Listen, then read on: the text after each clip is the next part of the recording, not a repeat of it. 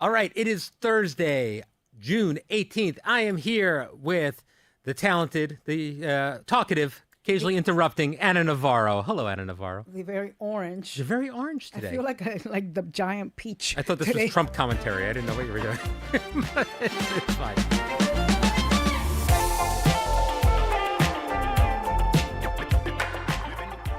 Cha-cha.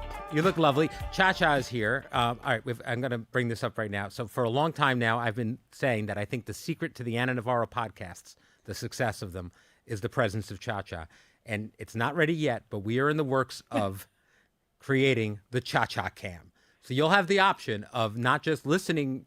You can watch Ana and I, or you can listen to Ana and I and just have the camera on a separate feed of just Cha-Cha the entire time. I think that will do better. You keep doing things for this podcast. You keep fixing the lighting. There's cameras everywhere. I have an incredible team, I will say. Yes. You do. Yeah, I have a great team. And, they don't just hand out those Webby Awards, Ana Navarro. Oh, my goodness. All right. Okay, maybe one day I'll get one with you.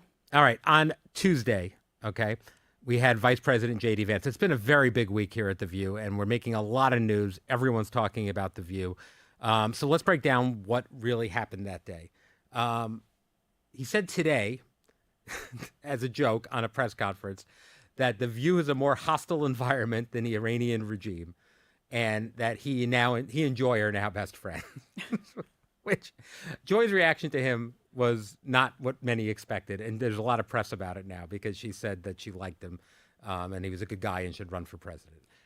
Okay, so let's unpack this a little bit. Yes. Okay, first of all, I think it's a testament to the influence of The View. I know a lot of people don't want it to be influential. I know a lot of people say, "Ooh, just like boo-hoo on The View," but I don't know what other interview he does that makes this level of news. It's crazy because he did a lot that day. He's done a ton of interviews. Yeah. He's on a book tour. He's talking about Iran deal now. Nobody's getting the news that we made with him. No. Part of the reason that happens is because Republicans don't come on here, despite the fact that we invite them. Yeah. I mean, you are the executive producer. You actively work on trying to get Republican we've been trying guests. to get J.D. Vance for several years, and we're trying to get Marco Rubio, and we're trying to get the speaker. I mean, obviously, anybody in those positions we'd love to have on. And, I said to you last week, they decide to come on when they're selling books. Mm-hmm. Because The View is very good at selling books. They are. And he actually said that to me during a commercial did he break. really? Yeah. Because he kept saying, we were asking policy questions, and he kept saying, I want to talk about my book. I want to talk about my book. I want to talk about my book. I was told that you all sell books. Yes. So, that's precisely why they come on. Now, I will say... Same thing for movie stars, by the way. It's anytime someone has a book, this is a place. They come here, they go to Morning Joe, I think, sells a lot of books. And those are the places. Maybe Daily Show. And now I will say a lot of times what Republicans do, and what I was expecting him to do, and he proved not to do, was they come on here and they try to provoke a fight. They try to provoke a moment where we are fighting and, with him. And look to when Don Jr. was on, things like Don that. Jr., Janine Pirro. Matt Gaetz. What's the guy from Kentucky who got beaten up by his neighbor? Rand Paul. Yeah. They take that moment. But by the way, I just want to point out, we just named several Republicans that have been on the show. This perception that The View doesn't have Republicans on the show, you'd be hard pressed to think of a high profile Republican politician that has not been on The View. Steve Scalise, Marjorie Taylor Greene, Nancy Mace, Matt Gaetz, Corey Lewandowski. Literally. Everyone has been on this show. It's really something else. Anyway, sorry. Yeah, and we were prepared for that. Of course. We were prepared not to take the bait. Mm-hmm. But that's not what he did. He came in and, it felt like Sesame Street, the way he came in, right? He was laughing and he was nice and he was affable and he was polite and all of those things. He was disarmingly nice and polite and, telling me things like, "Oh, Ana, you know more about the Republican Party than I ever will." Yeah. Or, saying, so he was, that was his strategy. That was very strategic on his part, I think, because then when we came at him, we look like we're attacking him, and here he is playing Mr. Rogers. Yeah. So I was sitting on one side of him. Joy was sitting on the other side. So I heard when Joy said to him during a commercial break, you know, you're pretty good. You're okay. You're good. Dot for a Republican. Yes. So she, he forgot that caveat. And I think, I think Joy was also very affable. She must have been well fed at that morning because she tends to get Yes. hangry. No, she was by the podcast. She was getting Yeah, a by the little, podcast, yeah. she's, if you don't feed her some popcorn, she'll bite you. Yes. So she's got to have been well fed and feeling happy. But, Joy tends to do that because, like, I remember when, she was very annoyed with Chris Christie when he was supporting Donald Trump. All of a sudden, Chris Christie shows up here and they exchange phone numbers and become texting buddies. Yeah. So She loves Mitt Romney now. She hated him when he was running before. yeah, she met him at my wedding. Right. And If next she thing meets you know- somebody and Right. can have a conversation with them, that's not going to change how she feels politically about No. them. That's the rub. I mean, it's not like she's going to vote for J.D. Vance tomorrow. I, on the other hand, Yes. well, I saw the comments online. There were tons and tons of comments online, and a lot of people said that I was ice cold.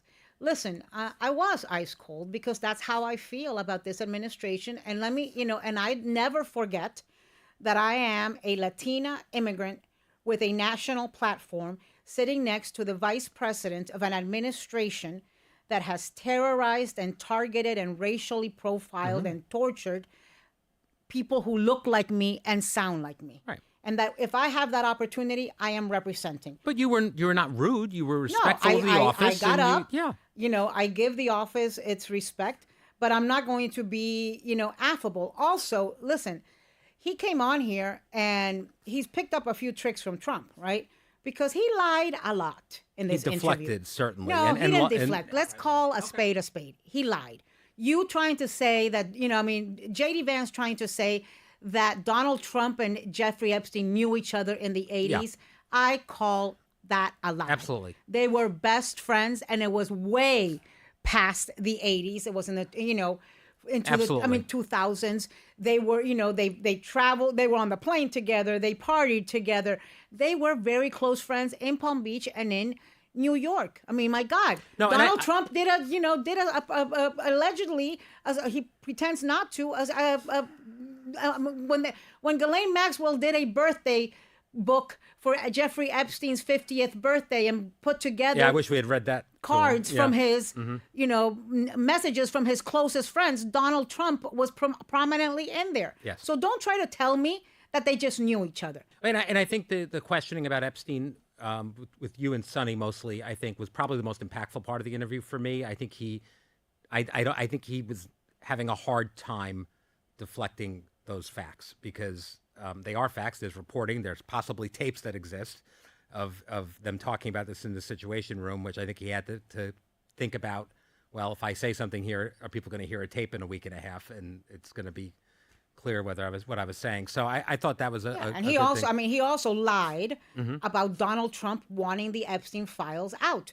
That is such a ridiculous lie because we have heard Republican congresswomen talk about the enormous amount of pressure that this administration, that Donald Trump himself put on them to vote against the bill that then became the law to release the Epstein files. I mean, we know because Lauren Boebert, who is a Trump supporter, has told us that she got brought into the Situation Room Right. and pressured And you to brought that vote up the to other him way. also. So yeah, so that's and I think that it really affects the way the interview went because you see when you've got somebody that's sitting there smiling through the lies, you've got no choice but to push back. Right. And that's like a question that you have to make immediately, right? That's like a decision you have to make immediately. Do I sit here and let us get on to the next question, or do I push back on the lies? So this is both what works for our show and is the problem of our show. And by the way, before we go on, I do have to say that Trump has denied any wrongdoing, any knowledge of Epstein's crimes, and ever visiting the island. But the great thing about our show is the fact that it is primarily unscripted. We have questions that you guys work on with producers to kind of figure out what you want to talk about, and then things unfold the way they do. We got to about a quarter of the questions we wanted to do partly because we had to follow up on these things. We couldn't let things go. Right. So, we started a segment with the idea that, okay, in this one, we're going to talk about Epstein, immigration, and then we're going to get to the Iran war. Well, we never got to the Iran war because we And talked there was about a three time, other there things. was a point because there was. I mean, we were down to a minute and a half. Yes, before partly the because show you ended. and Whoopi and others kept talking.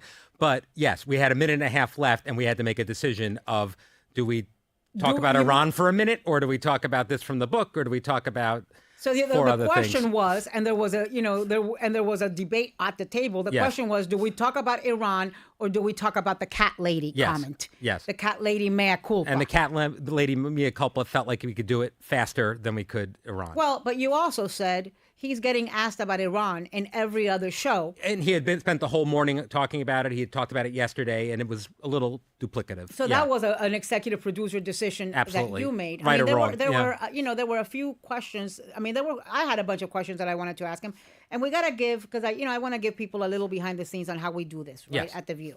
So when somebody like a JD Vance is coming, we, and this occasion he was promoting this book.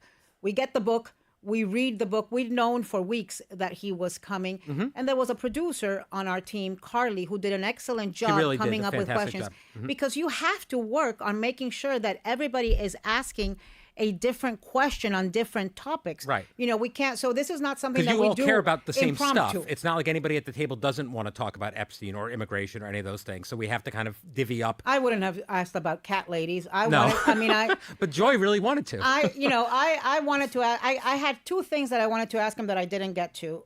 One was during the Epstein segment. And it came to me as I was listening to him. I wanted to get him on record on whether he supported or opposed a pardon for Ghislaine Maxwell. Yeah. Which we have heard that Donald Yeah. Trump is thinking about, but we ran out of time and had to go to commercial. And you wanted to talk about Trump's health also. And I had a question ready on Trump's health because he was very critical, JD Vance, of Joe Biden, as Right. were many Democrats. Yes. So I did want to ask him about the hypocrisy and inconsistency of that. I also wanted to ask him about 2028 and Marco Rubio. I know Marco Rubio very well. So none of us got through all of the questions that each of us had prepared with our producer through that. And that's okay. And Yes. I mean, part of the reason that we were grilling him on policy instead of really talking about the book is because he never comes on. If he had been coming on, if he'd come on last year, if he'd come on before, then we could have spent time talking about the book. And you can't win either way because if you don't follow up, then you're letting things go.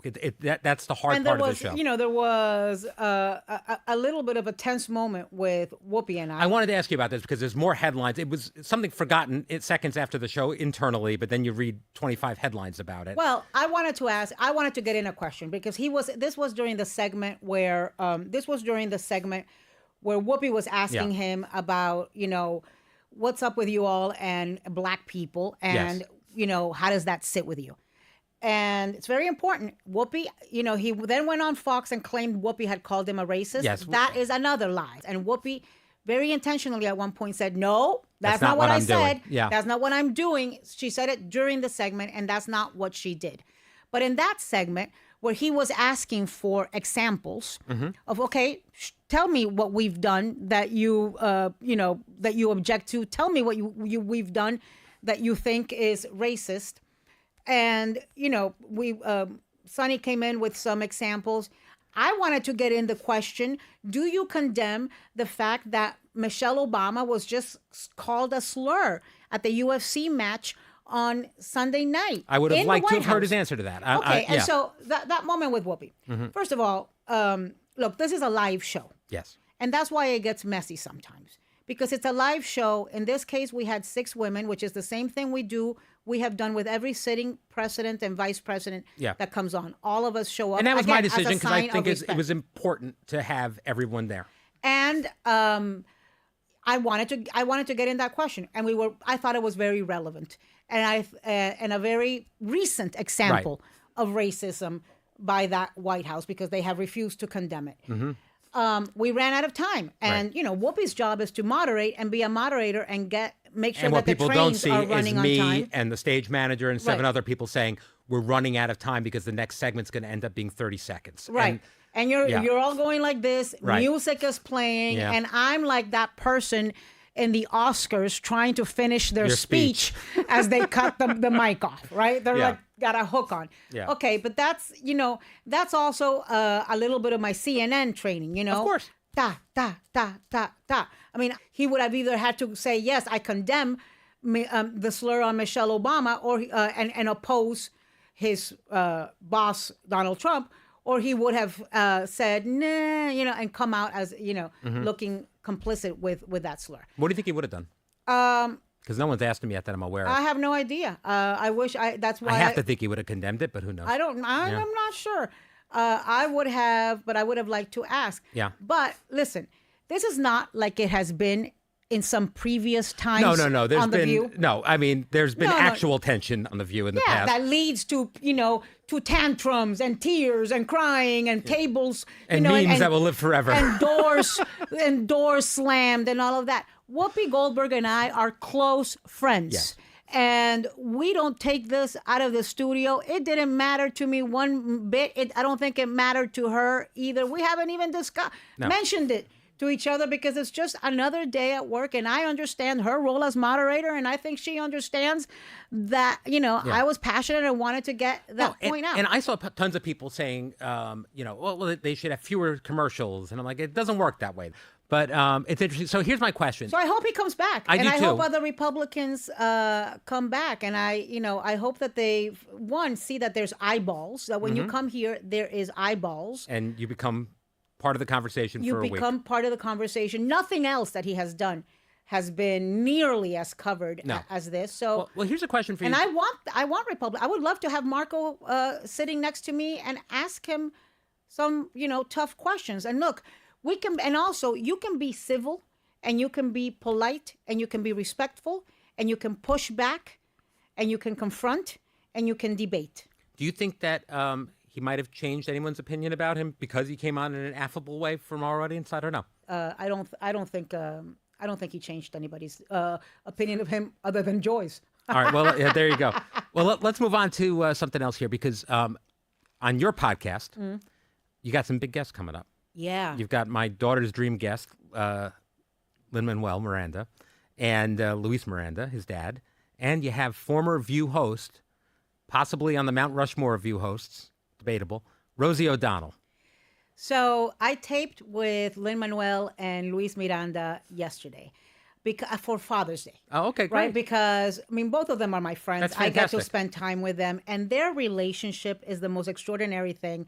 They are so funny together. They're like the odd couple, right? Luis dresses in like gold lame, and Lin-Manuel, like when they shop for each other, Luis says they'll go to, like, let's say Father's Day. Like Luis will go into the store and say, give me the most boring shirt you have. And that's for Lin-Manuel. And Lin will say, give me the gaudiest thing you have. And that will be his Father's Day gift for his father. They are extraordinary. And we had such a good conversation. It was like an hour long. And we talked about an issue. So, and because he's on a press junket right now, Lin is, about Moana. So remember, he wrote the songs for Moana 1, Moana 3, which is an action, what's it called? Live It's animation? technically just Moana. There's Moana 1, there's Moana 2, and then they're remaking the animated Moana in live action. Okay. And that's live action Moana. And Lin wrote some new songs, and so Right. he's really excited about it. He says it's terrific. Even I'm excited to watch that. As a dad, Moana was very, very impactful in my family. But I know asked every word. I asked him about taking political positions. Yeah. Right. And he said something to me, which I think it's just so made me think. He said, because listen, when somebody like a Lin-Manuel Miranda takes a political position, it has a cost. Yes. And it means you piss off people, people that would want to go see your movies. And he said, yes, but sometimes sometimes politics is thrust on you and you just can't avoid it. And I think that for him in particular, as Puerto Rican, as a Latino, as somebody that cares deeply and is just such an empathetic person. So we discussed, for example, his decision, he and his team, to pull out of the Kennedy Center. If you remember, Lin-Manuel was supposed to be... Hamilton Yeah. was supposed to be playing at the Kennedy Center this year as part of the 250th celebration of America. They were scheduled to be in the Kennedy Center, and they were the first to pull out of the Kennedy Center when Trump started pulling all of his shenanigans, got rid of the board that was there, replaced them with a bunch of all these people, put Rick Grinnell in charge, the whole thing. And it got a lot of backlash. And it also led to a domino effect.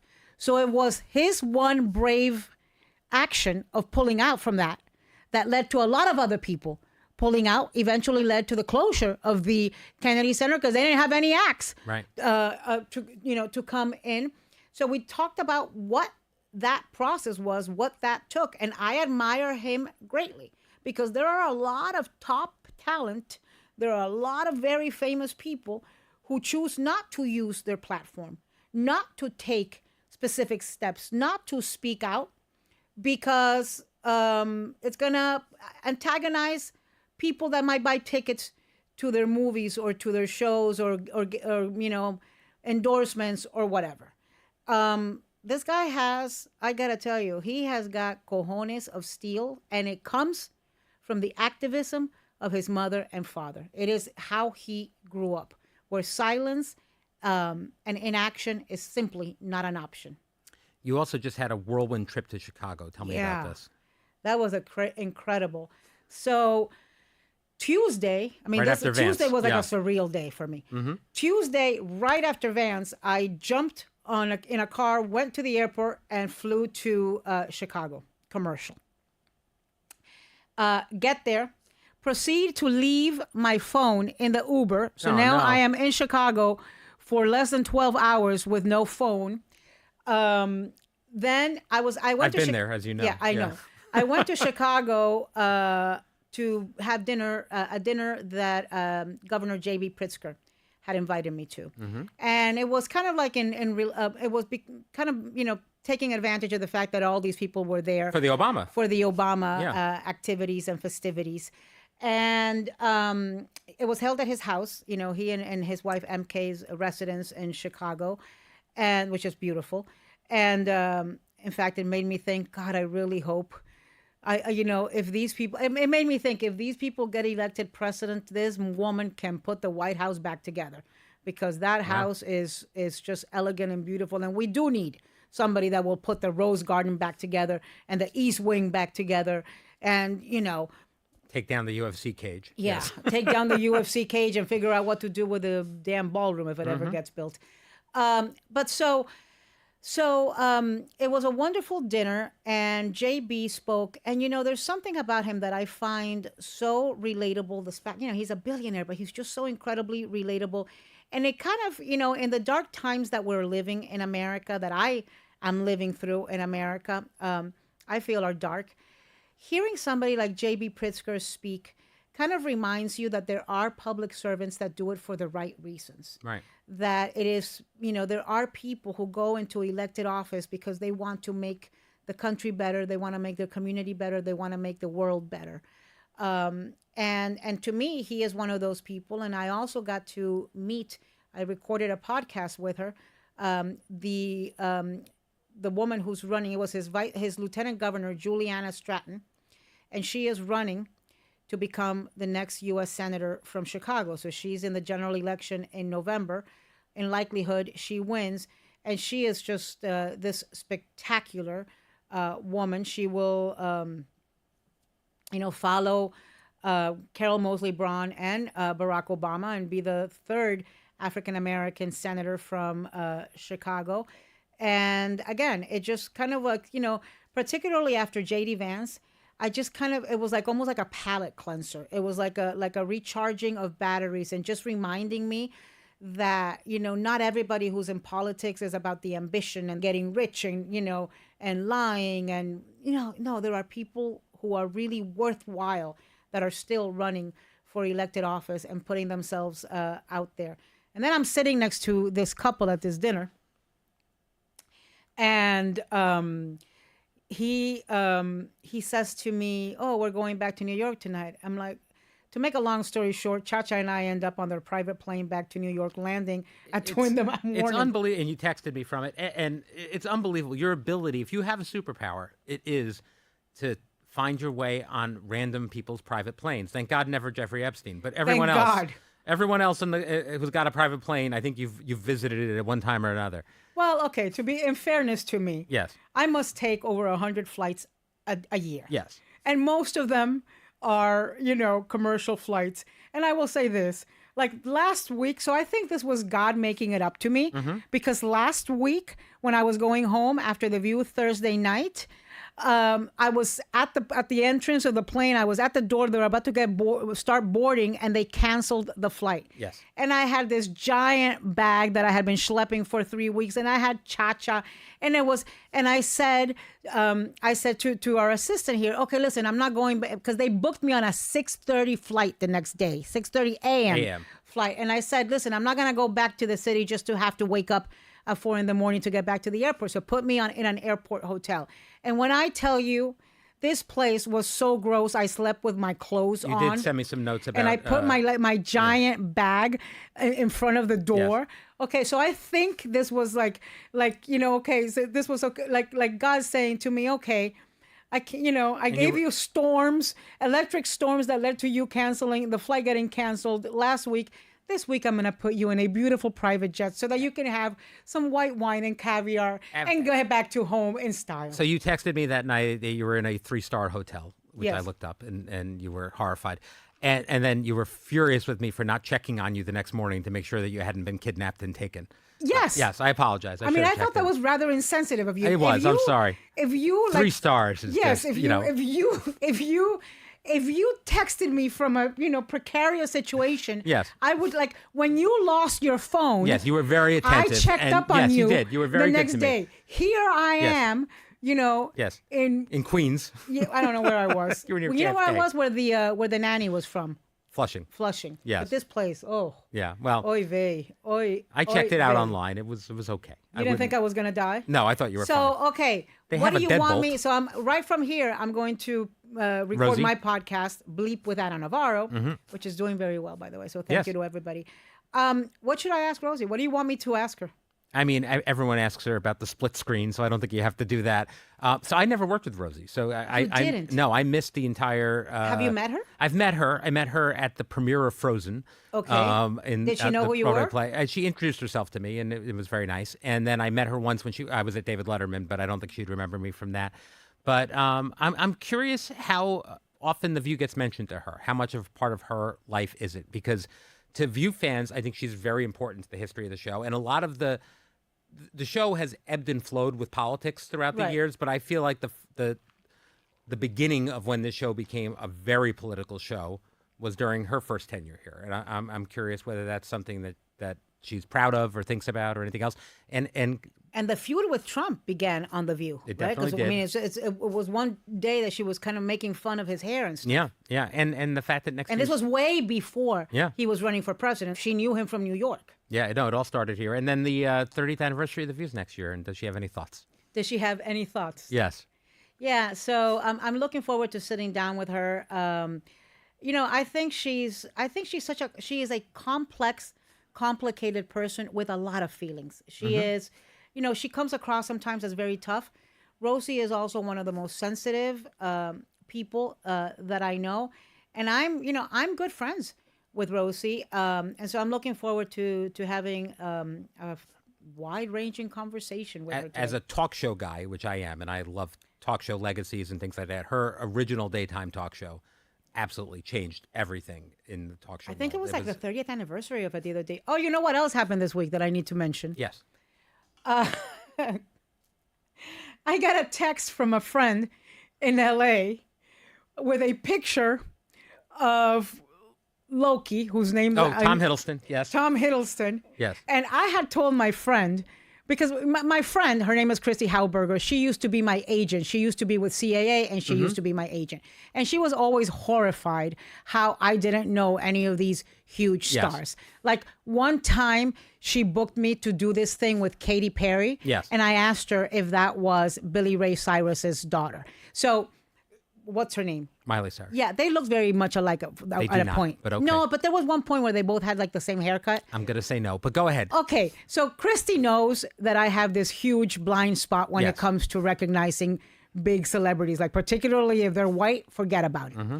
I mean, the Latino ones I know. So I had told her the story about how horrified you were Yes. when I like shoved you in front of Loki Yes. and said, "Here, Yes. hit Weezer, Yes. meet Brian." Mm-hmm. And so she brought up the story to him, and he thought it was rather funny how I had no damn idea who he was, but I introduced him to my colleague. I don't think I ever introduced you as my executive producer, did I? I think you might have at one point. I don't know. I was hoping he would I get another chance to meet him where he didn't remember the first time later on. So Well, he absolutely remembers the fact that yeah. wonderful. All right. Well, you know do you know who Tig Notaro is? Have you ever heard of her? She's an actress, funny person. It's fine. You wouldn't know who she is, but she has a talk show where people bring out celebrities that everyone in the world knows except for her, because much like you, she doesn't know who anybody is. And they just sit them down with her, and she has to try to figure out who they are through context clues as they're Where is discussing. this talk show? I love It's this. streaming. It's fantastic. I'll send it to you later. I think I could like. I could. I'm gonna tell her that I could replace her if she goes on vacation. Yeah, you should be like I her could- summer because hiatus. I'm just like that. I'll tell you what I just discovered. What? That I'm feeling that I have been missing out on my entire life. I'm rather upset about this. What's this? Oh my God, these soccer players are Oh. the most good-looking There you go. people on the planet. I Yeah. mean, it is insane. I don't I understand. thought you caught up with Messi last year, and you. Yes, yeah. but I have to do. Yeah, but Messi doesn't Do it for you. Doesn't do Yeah. it for me. But his colleague, his playmate, what do you call it? Yeah. Whatever it is. Yeah, teammate. What a teammate. I think his name is Rodrigo De Paul, and he plays for Miami. He Yeah. plays for the Inter Miami, and I don't even know that this man is in my zip code, in my area code. What is wrong with me? Because distance is the only thing keeping you two so apart. my niece, you know that if I put my mind to it, I'll Yeah, be fair enough. We'll, Yeah. we'll be. I mean, I run into athletes.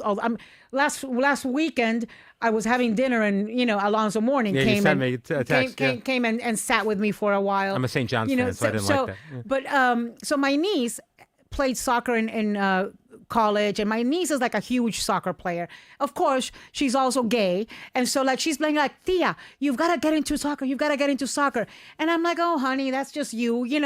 That's just you and all of your gay girlfriends wanting to do this. That's because you play soccer. And of course, she never brought up to me That they're all that very they're all handsome. very hot men Yes. who take their shirt off. Yes, when they win. After they, is it just when they win? Well, so when they they lose. when they score. Yeah. Is it when they score? When the When hell they is win. it? When they win the game, they take. I've off. actually never seen a soccer game. I'm but sure you'll be now at the World my Cup final feed this year. Yes. My feed is inundated with pictures and with content of hot soccer players. Like there's this goalkeeper. Is it goalkeeper or goaltender? Or there's Goaltender, goalkeeper. Okay, yeah. from Nigeria, I think. I'm more of an American football guy. Okay, Yeah. but who cares? But these guys, like I called all my gay friends and I said, listen, you guys have got to stop obsessing about hockey, because now they're Mm-hmm. all obsessed with hockey after that show. What's it called? Heated Rivalry. Heated Rivalry, I said, yes. those people have no teeth. You need to start watching soccer. We'll get a stranger's private jet and Also- fly off to the World Cup. No, I'm gonna fly off to Kansas. That's where the Argentina team is doing asados. They're barbecuing meat and chorizo in their All right, this is- yeah. I feel like Kansas is manageable. All you need I is- feel like going to LA and finding a team is hard. Shakira's performing at one of them. I know that, so you can Didn't work she all this already? out. Or maybe she already did. Yeah. We're Yeah. trying to make all of your worlds collide at the same time. That'd be No, good. I am very excited about this World Cup. When does it end? I'm not sure. You know nothing about this? I've been betting on it, but I haven't actually followed where it ends up. A few weeks. It goes for a while. Oh my God. Yeah. I was thinking about you. So Spain, which I think won, I mean, Spain is like a great team, Mm-hmm. right? I read. They were playing Cape Verde, which I think is the first time they're in the World Cup. And there's some, it basically would be like me going up against, It's like the Kobe Jamaican Bryant, bobsled team, yes. on a 3-point shootout type Right. of thing. So somebody on one of these betting sites bet $1 million that Spain would win, because they thought, okay, I'll make an easy $80,000. Right. And And they they lost. tied. Oh, yeah. That's what They you don't do. You don't do that. Oh my God! Mm-hmm. I hope he didn't get a mortgage on his house for this because, oh my God, that would be painful. All right. Well, the U.S. team plays tomorrow afternoon. So that's What are they exciting. playing? I don't know who are they playing. Are there any cute ones in the U.S. team? I haven't seen any cute I'm U.S. not the ones. person to ask, but you should I've take a seen look. They're some playing Australia. I'm sure there's good-looking Australians. There's some guy from Morocco, too. All right, we'll start taking notes. I'll see who I can book for you. Thank you for joining me today, Anna. Tomorrow, we have an all-new View. Joy will react, I'm sure, to the latest comments from the vice president claiming that she's tougher than Iranian negotiators and also his new best friend. And we're cooking with Cedric the Entertainer and Anthony Anderson. I and love those two guys. Celebrating Juneteenth, so it'll be good. We'll see you next week, but also big news on the podcast. Starting next week, starting Monday, the podcast is going to be available on Hulu and Hulu on Disney+. How about that? This is big. I'm more excited about the Cha-Cha Cam. I'm very excited about the Cha-Cha Cam is going to be big, too. I think that's the key to the whole thing. All right, anyway, that's all the time we have. We will see you soon. Behind the Table is executive produced by Brian Tetta. Supervising producers are Nathan Getty and Summer Shake, with associate producer Emily Darcy and editor Brian Davis. Our director of publicity is Laurie Hogan, and our senior manager of production operation is Enza Dolcenini. From ABC Audio, Trevor Hastings serves as senior producer, with director of podcast programming Josh Cohan.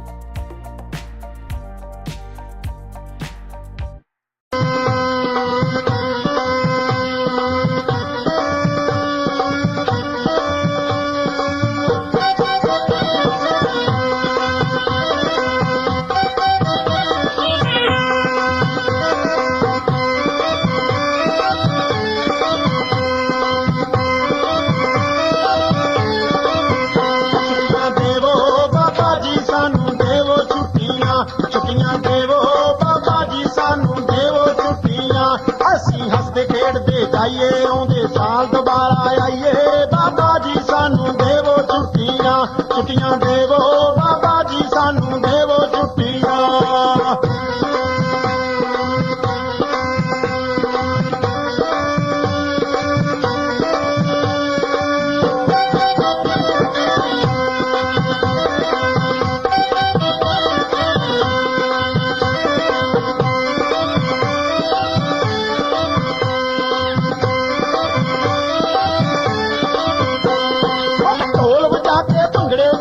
ਤੇਰੀਆਂ ਖੁਸ਼ੀਆਂ ਲਈਆਂ ਹਰ ਇੱਕ ਥਾਂ ਦੇ ਦਰਸ਼ਨ ਕਰਕੇ ਅੱਖੀਆਂ ਨੇ ਰੱਜ ਗਈਆਂ ਹਰ ਇੱਕ ਥਾਂ ਦੇ ਦਰਸ਼ਨ ਕਰਕੇ ਅੱਖੀਆਂ ਨੇ ਰੱਜ ਗਈਆਂ ਤੇਰੇ ਲੰਗਰੋਂ ਫੁੱਲ ਕੇ ਖਾ ਕੇ ਚੱਲੇ ਪੂਰੀ ਸਿਹਤ ਬਣਾ ਕੇ ਬਾਬਾ ਜੀ ਸਾਨੂੰ ਦੇਵੋ ਛੁੱਟੀਆਂ ਦੇਵੋ ਬਾਬਾ ਜੀ ਸਾਨੂੰ ਦੇਵੋ ਛੁੱਟੀਆਂ ਦੇਵੋ ਬਾਬਾ ਜੀ ਸਾਨੂੰ ਦੇਵੋ ਛੁੱਟੀਆਂ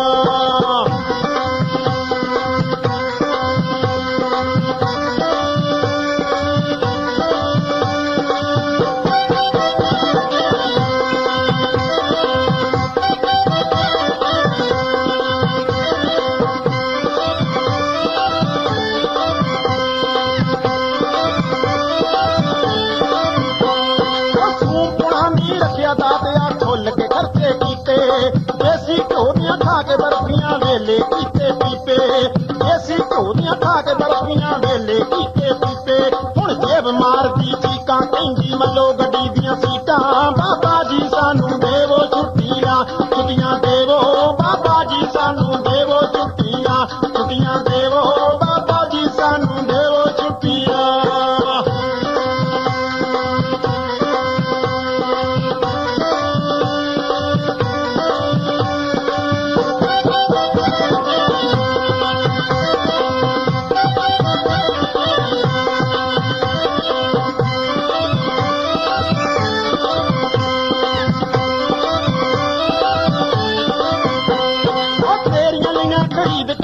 ਜਾ ਕੇ ਖੜੀ ਲਗਾਵਾਂਗੇ ਤੇਰੀਆਂ ਲੀਆਂ ਖਰੀਦ ਕੈਸਟਾਂ ਜਾ ਕੇ ਖੜੀ ਲਗਾਵਾਂਗੇ ਇੱਕ ਸਾਲ ਤੇਰੀ ਪੂਰੀ ਉਪਮਾ ਟੇਪਾਂ ਵਿੱਚ ਵਜਾਵਾਂਗੇ ਇੱਕ ਸਾਲ ਤੇਰੀ ਪੂਰੀ ਉਪਮਾ ਟੇਪਾਂ ਵਿੱਚ ਵਜਾਵਾਂਗੇ ਸਾਨੂੰ ਆਉਂਦੇ ਸਾਲ ਬੁਲਾਇਓ ਗੱਪੇ ਮਾਇਆ ਤੇ ਕਲਾਇਓ ਬਾਬਾ ਜੀ ਸਾਨੂੰ ਦੇਵੋ ਛੁੱਟੀਆਂ ਦੇਵੋ ਬਾਬਾ ਜੀ ਸਾਨੂੰ ਦੇਵੋ ਛੁੱਟੀਆਂ ਦੇਵੋ ਬਾਬਾ ਜੀ ਸਾਨੂੰ ਦੇਵੋ ਛੁੱਟੀਆਂ